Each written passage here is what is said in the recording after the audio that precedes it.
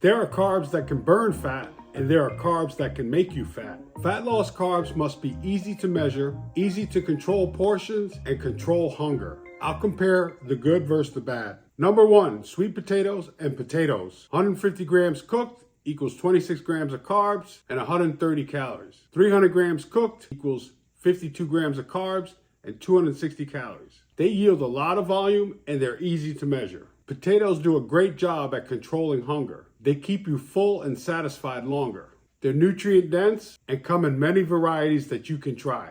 Eat them in a mixed meal and they keep blood sugar stable so you don't interrupt fat burning. Because when insulin is high, fat will be stored instead of burned. I've never had success trying to eat pasta. In a fat loss phase, pasta is hard to measure. Serving sizes are dry measure, which always yields more than you anticipated. For this reason, portion control is difficult. The other problem with pasta is who eats plain pasta? I don't. There's oils, sauces, grated cheese, etc.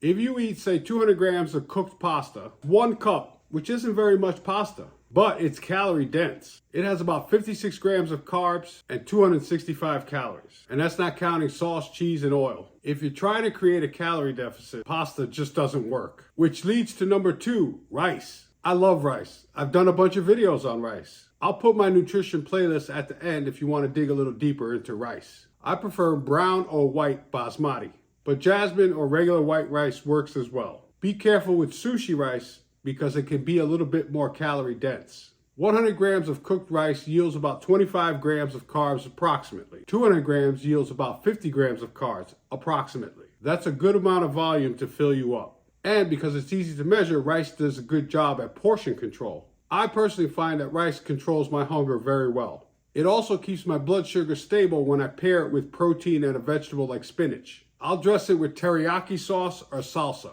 Both are very low calorie. There are also myriad low calorie sources on the market. You find one that works for you. No, rice is not nutrient dense, but in a mixed meal, you will get nutrients. And it's very portable for traveling as they make those little 1 serving size cups. Rice versus beans or legumes. The reason I don't like beans or legumes in a fat loss phase is due to the high carb profile. Beans average 23 grams of carbs per 100 grams, and that's not very much, and approximately 130 calories. This 1/3 cup represents a 100 gram serving, which is just not very much for the carb load.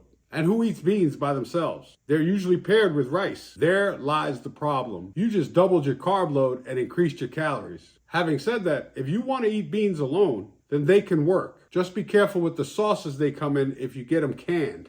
Beans are not bad or evil. They're nutrient dense and gut friendly. They just don't work in my fat loss phase. Which leads to number 3, oatmeal. Half cup, dry measure equals 27 grams of carbs, 150 calories. 1 cup dry measure equals 54 grams of carbs and 300 calories. I love the volume of food I get with oats. It's easy to measure and control your portions, and it keeps my hunger in check. You can pair it with eggs or whey protein if you like.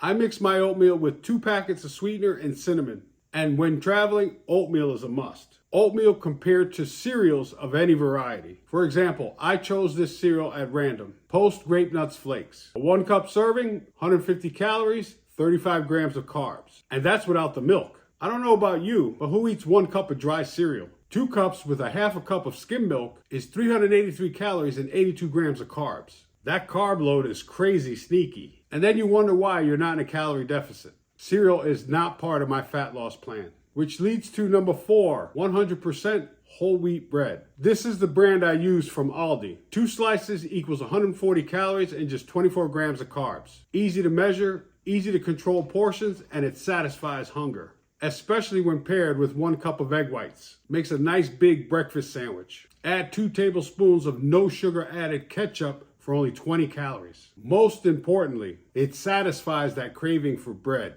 When in a fat loss phase, add tuna, chicken breast, a turkey burger, top with mustard or no sugar added ketchup, or both if you like, and lettuce and tomato are super low calorie. Now you have a tasty meal, packed with nutrients, and sandwiches travel well also. You can easily eat them on the road. Now compare that to bagels, English muffins, rolls, etc. A plain bagel has 240 calories and 49 grams of carbs. In a sandwich, it could work, especially if you're a bigger person. But the problem is, most people don't eat clean bagel sandwiches. They eat bagels with butter, jelly, cream cheese, which greatly increases the calorie load. For this reason, I feel that bagels, English muffins, rolls, etc. can and will make you fat. I never eat them in a fat loss phase. Don't run away just yet. I have a power tip for you.